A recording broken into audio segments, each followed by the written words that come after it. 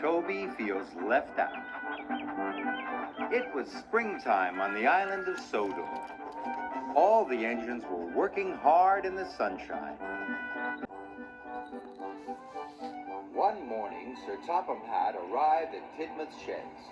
He had some exciting news. The new Sodor Museum opens soon, he announced. Lots of very important people will be coming to the island for the grand opening.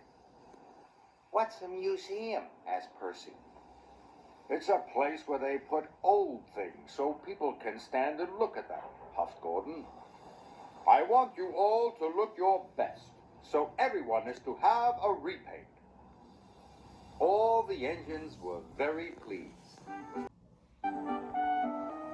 Later that morning, Toby met James at Knapford Station. Have you heard about the opening of the new museum, puffed James? We're all having a repaint. I shall look wonderful with a brand new coat of red paint. I've not heard about that, said Toby. Why hasn't Sir Topham Hatt told me? You must have been left out, puffed James. And he steamed away. That night, Toby couldn't sleep. He kept worrying about what James had said. Why hasn't Sir Topham Hatt told me about the museum, he wondered. Why have I been left out? By the next morning, Toby thought he knew the answer. He met Thomas at Abbey Station. Have you heard about the museum? Asked Toby. Yes, puffed Thomas excitedly. We're all being repainted. I'm not, puffed Toby sadly. But I think I know why. I am a very old steam tram. Maybe Sir Topham Hatt has decided to put me inside the museum. Thomas wasn't so sure. Why don't you ask him, puffed Thomas helpfully. Toby looked worried. He was frightened of what Sir Topham Hatt might say. Must go, puffed Thomas. Really useful engines are really busy ones. And he chuffed away. Toby thought for a moment. I'll show Sir Topham Hatt that he can't put me in a museum, said Toby. I'll show him I'm a really useful engine. Toby arrived at Tidmouth's sheds. Sir Topham Hatt was talking to Emily. Emily, you must go to the yard for your repaint, said Sir Topham Hatt. Emily was very happy. Another engine must collect your flour, said Sir Topham Hatt. I'll do it, sir, said Toby quickly. Thank you, smiled Sir Topham Hatt. And before he could say anything else, Toby steamed off. He didn't want Sir Topham Hatt to tell him he was going to be put in a museum. Toby waited impatiently at the flour mill. Hurry up, he wheezed. I must get to the docks as soon as I can. When Toby delivered the flour, he saw Sir Topham Hatt standing on the dockside. He was talking to the dockmaster. Sir Topham Hatt saw Toby. He wanted to speak to him, but Toby steamed off as fast as he could. Toby saw Thomas again. He was pulling Annie and Clarabelle. I'm off for my repaint, chuffed Thomas happily. I can pull Annie and Clarabelle for you, said Toby. Thank you, Toby, tooted Thomas. So Toby pulled Annie and Clarabelle on Thomas's branch line. And while James was getting a shiny new coat of red paint, Toby collected coal cars from the mine for James. While Percy was having his repaint, Toby shunted freight cars full of stone in the quarry for Percy, even though it was dusty, dirty work. At last, Toby had finished. He was very tired and very dirty. Suddenly, he saw Sir Topham Hatt waiting by the track. Toby still didn't want to speak to Sir Topham Hatt. Quickly, he reversed into a siding. didn't see that a big rock had fallen on the line. "Bust my cowcatchers," he cried. Luckily, no one was hurt. But Toby's axle and his cowcatchers were broken. He couldn't move. Sir Topham Hatt hurried over. Why have you been running away from me all day? He asked. I don't want to be put in a museum," Toby said sadly. Why would I do that, Toby? Asked Sir Topham Hatt.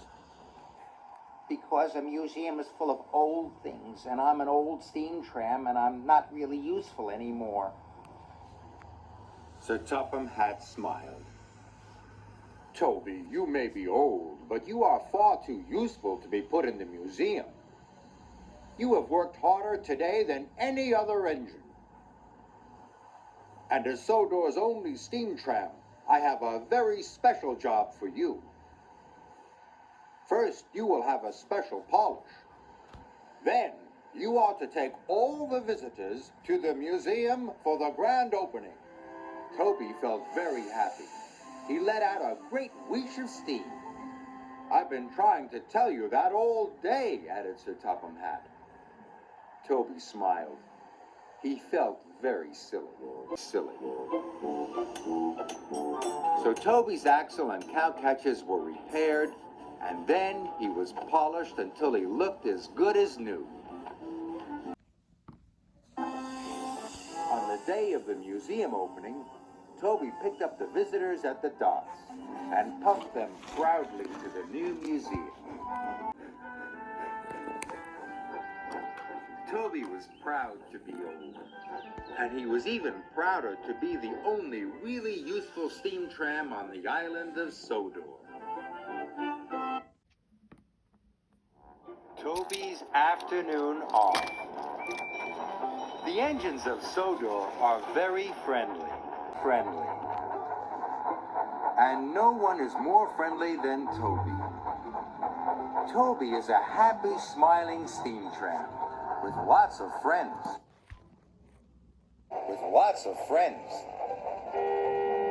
There's Mavis at the quarry. Dorothy at the docks. And Thomas. They're all Toby's friends. One day, Toby had finished all his jobs early. He was going to spend the afternoon at the farm. As he was about to leave, Sir Topham Hatt arrived. Toby, he said, I have 3 special jobs. As you have finished early, you will have time to do all of them. Yes, sir, puffed Toby. But Toby was worried. He liked being useful, but 3 jobs would take him the rest of the day. Now he would have no time to go to the farm.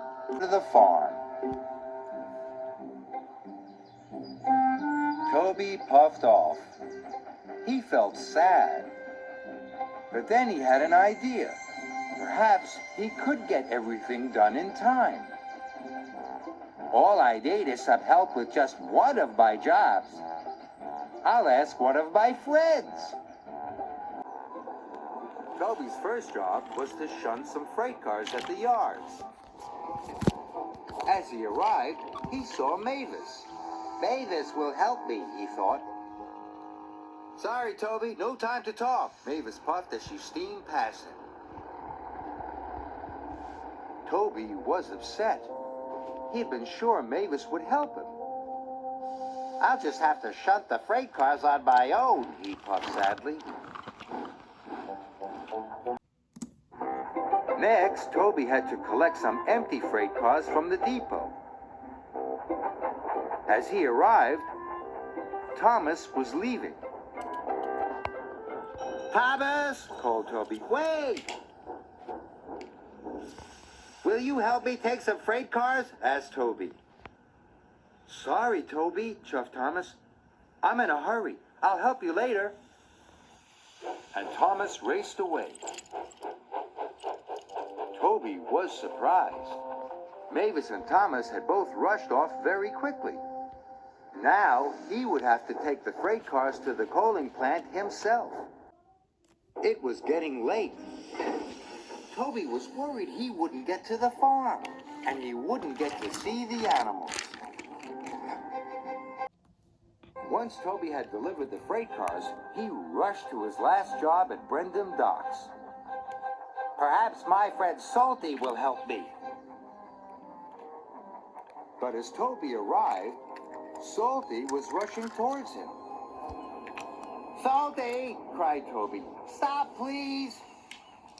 "I have to help Cranky unload lots of cargo," puffed Toby. "But I'm running out of time. Will you help me?" Sorry, Toby, said Salty, but I have an important delivery. This piston rod is too important to wait, matey. Toby felt miserable. He knew deliveries were important, but he thought helping a friend was important too. Neither Mavis, Thomas, nor Salty had helped Toby. "And I thought they were my friends," puffed Toby sadly. He would have to move all that cargo on his own. Now he'd never get to the farm. Toby pulled up alongside Cranky. Cranky. What are you waiting for? Cranked Cranky. "I'm here to pick up the cargo," said Toby sadly. The ship's been caught in rough seas, Cranky snapped. The cargo won't be here till morning. Toby was delighted. Now he'd have time to get to the farm. So he raced off. Then Toby saw Henry in a siding. "Where are you going in such a hurry?" wheezed Henry sadly. Toby told him all about wanting to go to the farm, and all about Mavis and Thomas and Salty. "I thought friends helped each other," Toby wished, "but they were all too busy to help me." "That's because they've all been helping me," puffed Henry. Toby was surprised.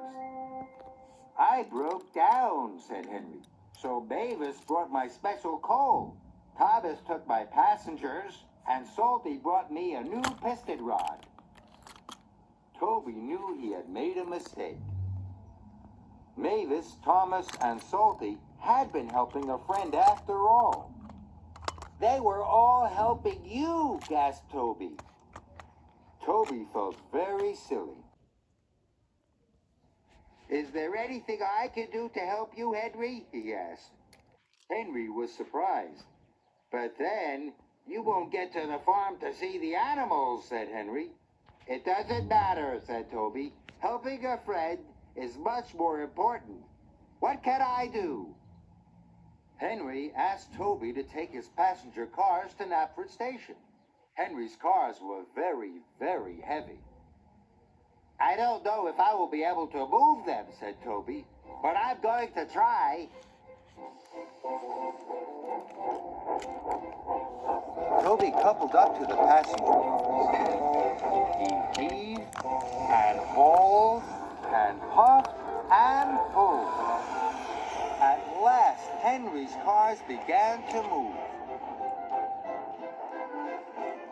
Henry was very pleased. "Thank you, Toby," he called as Toby puffed away.